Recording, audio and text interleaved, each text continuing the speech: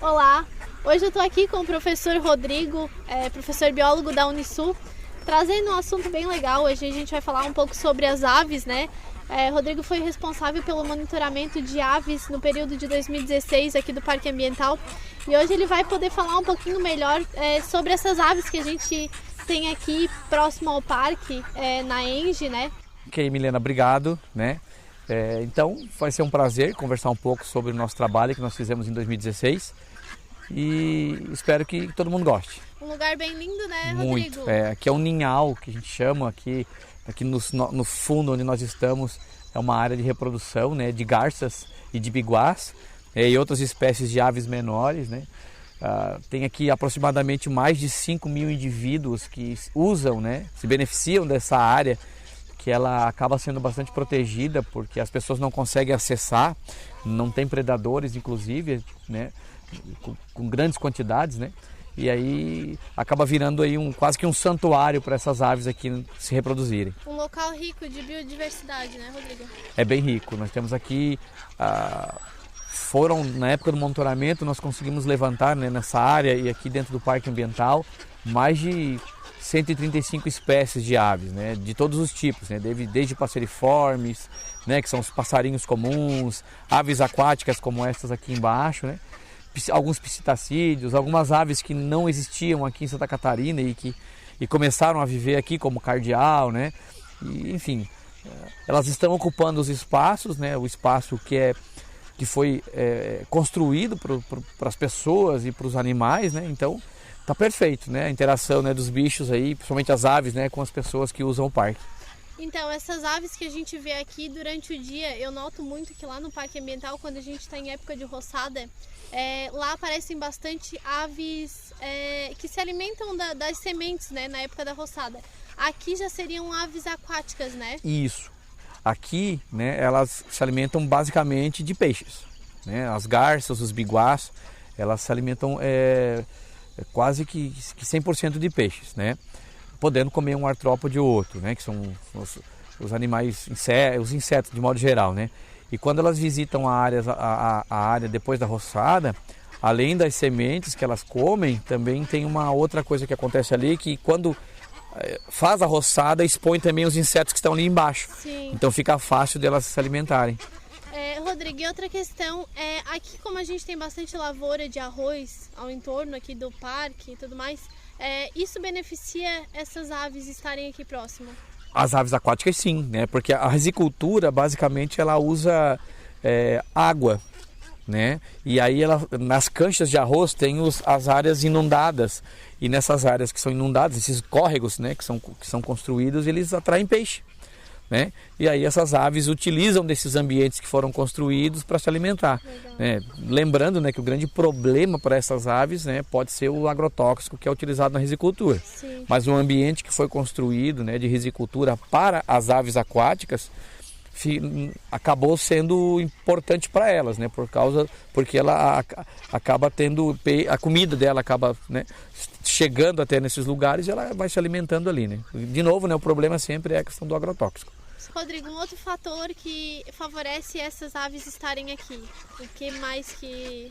Bom, aqui tem abrigo, segurança, tem alimento próximo, né, e um bom local para elas poderem reproduzir. Então fecha com chave de ouro, né? Sim, então seriam as lagoas, assim, né? As lagoas, né?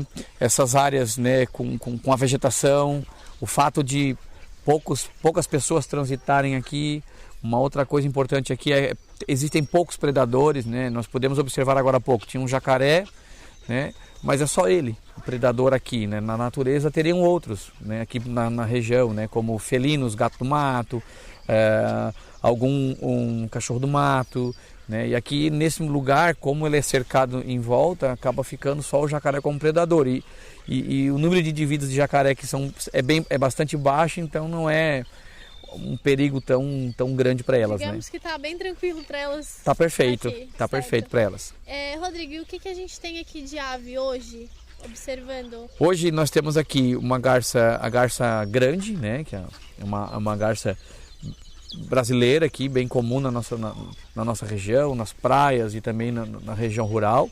Nós temos a garça vaqueira, que é uma garça que geralmente você consegue observar ela associada ao gado, né? Vaqueira por esse nome, porque ela fica comendo carrapato de gado, né? Sim. Fica ali limpando o gado de modo geral, que é uma relação ecológica que existe. Controle ecológico, né? Isso, que existe entre o boi e essa garça, né? Tem os biguás, que se alimentam de peixes também.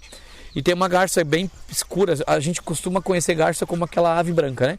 E aí nós temos as garças pretas aqui, né? Que ela é preta, a gente chama de garça preta, mas na verdade ela é azul, um azul marinho, assim, né? Sim. É um bicho bem bonito, né? De um tamanho aí de uns 30 centímetros de altura aí. Tá, dessas aves que a gente tem aqui, o que são aves exóticas? As vaqueiras, as garças vaqueiras, elas são exóticas, né? Lembrando que o que é um animal exótico? É todo aquele animal que não pertence ao habitat natural, né? Que nós estamos conversando, né? Então, aqui nós estamos na cidade de Capivari, em Santa Catarina. As garças vaqueiras, elas são africanas, né? De um outro país, né? Então, ela foi trazida para cá e foi introduzida. E aí ela se beneficiou com o ambiente que nós temos aqui no Brasil, né? E principalmente aqui em Santa Catarina. E atualmente ela já está associada às outras espécies de aves aqui, né? E o que a gente sempre tem que tomar cuidado com espécies exóticas introduzidas é de ela não competir com as espécies nativas, né? Para que as nativas não percam espaço para elas e tomar cuidado com possibilidades de algumas doenças que elas podem trazer, né? Certo. Falamos então bastante das aves aquáticas, né? E lá no Parque Ambiental eu observo que a gente tem bastante quero-quero. Tem. Aí já são outro tipo de aves, né? Sim, então lá no parque nós temos corujas buraqueiras, nós temos os quero-queros, nós tem anus, tem muitos canários, tem cardeal, que é uma espécie que não é daqui, mas que chegou e também está ocupando a área do parque, né? Os cardeais, eles são bastante perseguidos por pessoas que querem criar para poder, né? Para deixar em casa como pet, né? E lembrando que animais silvestres brasileiros, eles não podem ser presos, né? É crime ambiental. E bom, das 135 espécies de aves do parque, né? É um número bastante grande, não consigo lembrar de todas, mas a maioria delas são espécies que se alimentam de frutas, são espécies polinizadoras, porque o parque ele tem muitas plantas, né, com flores, né? E as que comem frutas, elas são dispersoras, aquelas que se alimentam de frutas e dispersam depois essa planta em outros lugares. E muitas são insetívoras, né? Então tem uma riqueza bem importante ali no parque. Ah, legal. Rodrigo, e sobre as aves migratórias? As aves migratórias, então, o que é uma ave migratória, né? É uma ave, né? São animais que eles são aqui uma das partes do habitat deles é a nossa região, só que o que acontece? Ela tem um lugar que ela reproduz, tem um lugar que ela se alimenta e tem um local que ela usa de abrigo, né? Então, geralmente, o local onde ela se alimenta e ela usa também junto o abrigo, e em épocas de reprodução ela migra, né? E essa migração ela pode ser entre estados brasileiros ou entre países, né? Que elas podem sair daqui do Brasil e para um outro país, né? Para se reproduzir, ou vem de outro país para cá para se reproduzir. Da mesma forma, essas espécies que fazem migrações regionais, né? Elas podem estar num outro estado somente se alimentando e se abrigando, e chegam aqui numa época do ano para se reproduzir e para se abrigar também. Certo. E as aves, elas também fazem um movimento diário, né? Elas acabam saindo daqui durante o dia, mais precisamente de manhã cedinho, né? E elas vão em busca de alimento e à noite elas voltam para o abrigo novamente. Perfeito. A maioria dos animais, eles não gostam de comer e morar no mesmo lugar, porque isso pode atrair predadores, né? Então, eles buscam alimento mais longe da sua área de abrigo noturno, vamos dizer assim. Então, as aves, elas têm uma atividade que é no alvorecer, né? Quando começou a amanhecer, o sol começa a aparecer, elas já estão cantando, né? E já saem para forragear e buscar alimento, né? Que pode ser alguns quilômetros e também, né? Pode ser alguns quilômetros aqui próximos da região, ou até mesmo 20, 30 quilômetros, né? essas garças, por exemplo, né, muitas delas vão até o litoral para se alimentar, né, para rios, lagoas aqui da região e a própria risicultura, né, que pode chegar então a distâncias maiores do que poucos quilômetros, né. Então esse horário que a gente está aqui, em torno de mais ou menos 5 horas, 5h30, é o horário que elas estão voltando? Exatamente, esse é o horário de retorno. Agora elas estão em época reprodutiva, então o macho ele sai, né, ou a fêmea sai, se alimenta, volta e vão fazendo um rodízio, né, o tempo todo, o dia inteiro, assim, né, vão fazendo rodízios, né. Mas esse é o horário, né, esse horário de final de tarde é o horário que elas vão chegando para ir se acomodando, cada uma com o seu casal aqui, e passar a noite de uma forma tranquila, né, sem ter problemas com algum predador aqui na região. E essa troca entre o macho e a fêmea tem alguma relação com o ninho, cuidado com o ninho? Tem, porque as aves elas estão incubando agora os ovos, né? A gente chama de chocar os ovos, né? Então o que está acontecendo agora, né? Nós temos algumas aves que estão ali chocando, né? Incubando os ovos. Então eu não sei se é a fêmea, não sei se é o macho, né? Mas o seu parceiro está em uma outra área se alimentando, né? Então elas vão trocando o tempo todo, né? Uma hora sai o parceiro A, depois volta, sai o parceiro B e volta, né? Naquele momento de ficar fazendo a gestação, né? Do ovo até que ele ecloda, né? Rodrigo, na época do monitoramento, teve alguma ave em extinção ou alguma ave vulnerável? Tem, né? A gente chama ela de Phyllocartes cronei. Esse é o nome científico dela, né? Mas o nome popular é Maria da Restinga, né? Que é uma avezinha de pequeno porte. E devido à fragmentação florestal, ou seja, a perda de habitats, né, a população, né, dessa espécie ela está em declínio, né, devido também ao pouco estudo, pouco conhecimento que nós temos com relação a essa espécie, né, ela está listada, né, como uma espécie ameaçada de extinção. Isso. Sobre as corujas, tem bastante gente no Parque Ambiental que fica encantado com as corujas que a gente tem ali, né? Tem mais alguma espécie de coruja que a gente observa? Talvez ela tenha um hábito noturno, mas que a gente só observe à noite ali? Uhum. As corujas elas sempre foram algo que as pessoas sempre tiveram curiosidade, né? E elas são consideradas símbolos, né, de paciência, de observação, né? E realmente elas chamam bastante atenção. Então nós temos a coruja buraqueira, né, que são aquelas corujas que você encontra geralmente no chão e algumas árvores na volta. Elas fazem o seu ninho, né, numa toca. E tem uma coruja que dificilmente as pessoas conseguem observar, até porque o parque está fechado nessa hora, que é chama Bulbo virginianus. É uma das maiores corujas das Américas, né, um animal que pode chegar a uns 80 centímetros de altura, né, de tamanho, né, e podendo aí ter uma envergadura de asa mais de 2 metros de largura, 2 metros para cada lado, um animal grande, se alimenta de mamíferos de pequeno porte, né, roedores, alguns marsupiais.